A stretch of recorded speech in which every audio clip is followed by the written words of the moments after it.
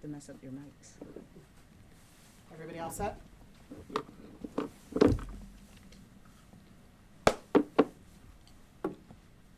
All right, good evening, everyone.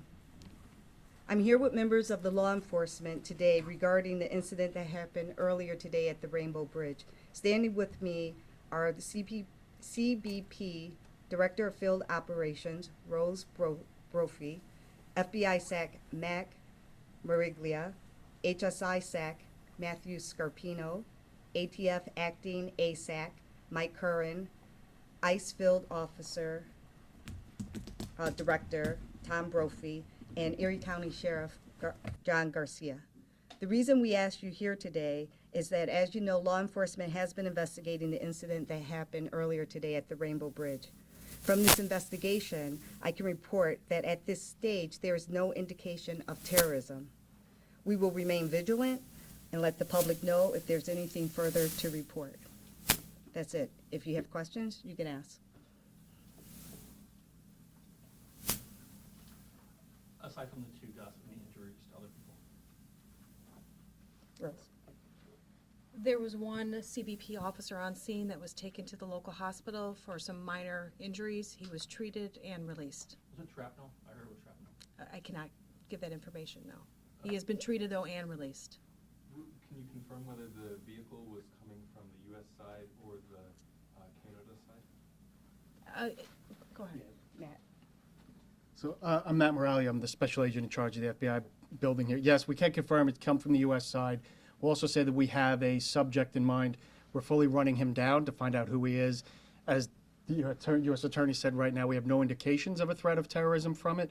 The investigation continues. We're still doing notifications for family members, but we do have someone in mind for it, and we're working through it through the JTTF.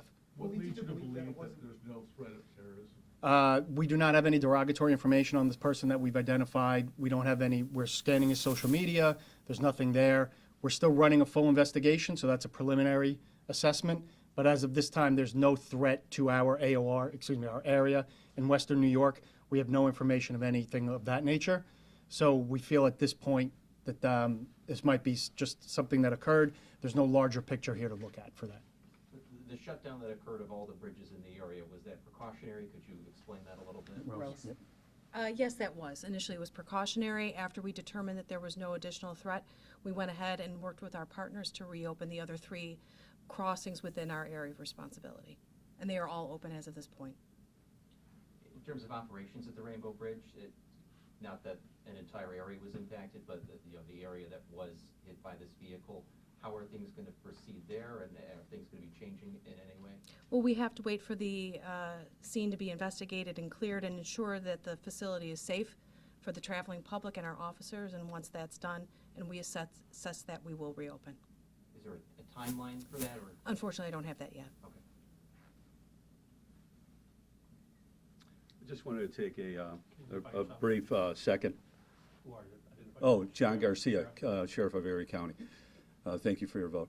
I just wanted to say this. We didn't know if it was a terrorist attack or not at the beginning. It turns out it's not. But the public could be, they have to know that all these people up here, we worked together as we did after the May 14th massacre, and that everybody works together from the federal to the state to the local level seamlessly. And a tragic accident occurred and 2 lives were lost. However, every precaution, as CBP Director Brophy said, was taken to ensure the safety of the community. Now, I just want to let the community know now that we could go on with our lives, that there's no threats. We've received many calls. Tensions are high. You have the turkey trot coming up tomorrow. We have a Sabres game coming up on Friday. We received a lot of calls, and that goes to show how much on edge people are because of incidents that happen internationally and so forth. But I can't say enough about my law enforcement partners. Again, tremendous job. Is there a lead agency right now? Who's in charge of the investigation? FBI. And again, the investigation continues, as the FBI SAC said.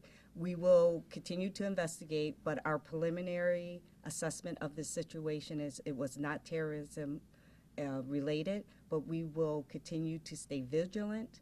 We will continue to make sure that the information we have is passed on to the public. But as the sheriff said, people can lower their heightened sensitivities to this, knowing that we do not believe this was a terrorist event. Any information about any possible relation between the driver and the passenger of the vehicle? We can't speak on that right now. Did the car come from the casino? Did the car come from the casino? Right now, this is an open investigation. We do need to let notifications get through before we go into that type of information. All right, anything else? All right, thank you all. Thank you, everybody.